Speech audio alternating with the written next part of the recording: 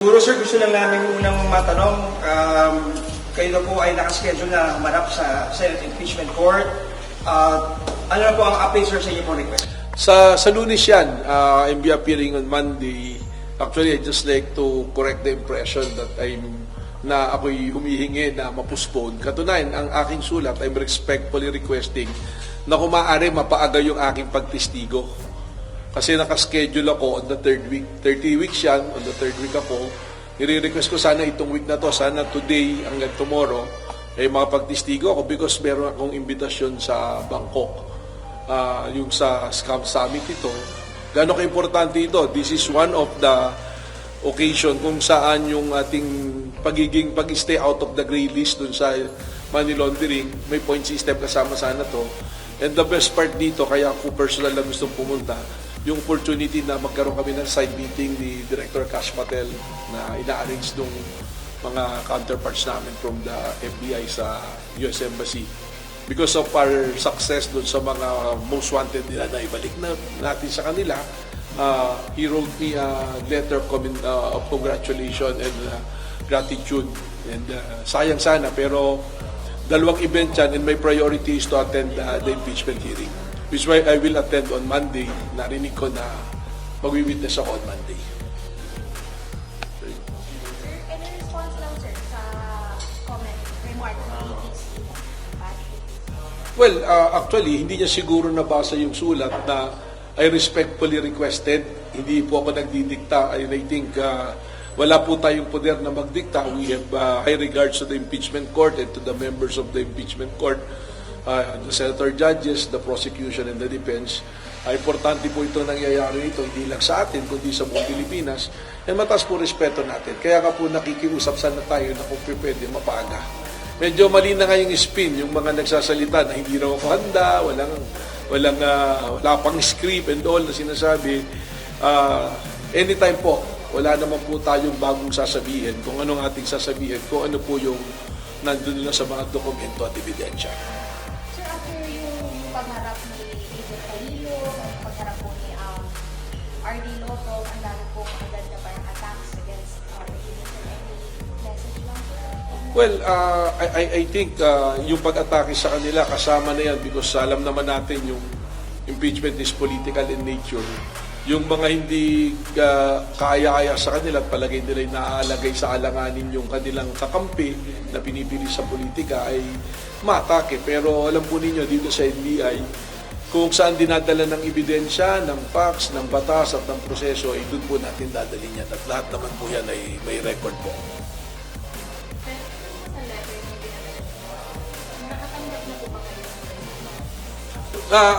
Walang written response. Yung letter kasi, hindi ko naman sa impeachment court pinadala sa prosecution yun because yung prosecution has the option to kung ano yung strategy nila to present. Yun naman yung practice dyan eh. Actually, I don't have to wait for the subpoena because under the law, yung subpoena naman is the way of the court to compel a witness to be present. Kung voluntary ka naman pupunta, hindi naman na kailangan ng subpoena. Pero yun na nga, nakikiusap lang sana ako para parehas kong mapuntahan yung dalawang pangyayari na yan. Kung pwede sana na mapaaga. Hindi mo maatras, mapaaga. So yung sinasabi ng mga nag-criticize na hindi yan, baliktad po eh. We showed our willingness na magtestigo at readiness na magtestigo po. Okay. Matters regarding to Sunday warning, dito daw lumapit yung magulang ng mga bata na namatay. Ano na pong update nun, sir? Well, sigurado po yan dahil lahat naman po nang pupunta sa atin. We will investigate. Wala pong maliit o malaking kaso. Lahat po ng kaso na darating dito sa NBI ay iimbestigahan po natin nang naayon po sa proseso at sa batas. Sir, may death certificate pero the family, the parents believe otherwise. Kasama po sa iimbestigahan po natin yan and we have a findings already and we will inform first the family of course and if it's allowable already, we will inform the public to the media po. Findings on what, sir? Doon sa investigation na gagawin natin. Sir, regarding naman sa lawyer, dun sa nag-export ng pera, ano na pong background ng sir, konting background? Well, bagong pasa na abogado ito na may kliyente siya, tapos yung kliyente may reklamo sa kanya na pinapais na kaso, na hindi niya natulungan, binaliktad pa, nag-extort pa siya ng pera dito sa kanyang kliyente. At nagpatulong sa NBI kaya nagkaroon tayo ng entrapment. Sir, ano ang tingin yung pinakamahalagang ebidensya dito na magtuturo na sangkot talaga sa abogado? Well, yung entrapment mismo, yung pagtanggap and the testimony nung kliyente, ano. So, lahat yan may magiging parte ng ebidensya. Sir, magkano po ba yung 400,000. Oo, nagbigay una ng 100, nung yung next na ibibigay na is 300,000, doon na lumapit sa NBI. At doon tayo nagkasa ng entrapment. in exchange for what ba? Na sabi kasi may banta yung, kaya natalo, may banta yung client, yung kalaban, at meron pang hitman na gustong bawian yung pamilya, no? Nagreklamo. Baka umabot ko sa IBP na police bar. Well, oo.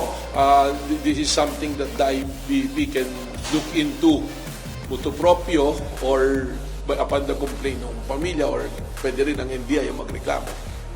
So, sir, imposible yung ganong sitwasyon, ano, na sa kwento nitong biktima, sir, imposible. Well, napakahirap kasi ang relationship ng lawyer at ng kliyente dapat based on trust yan, itiwalaan yan eh. So, dapat ang mga abogado, mas mataas yung standard na tinitingnan sa atin sa ating paggawa ng ating trabaho. Kumbaga, si imbis nakakampi, sila ba yung ano? Oo.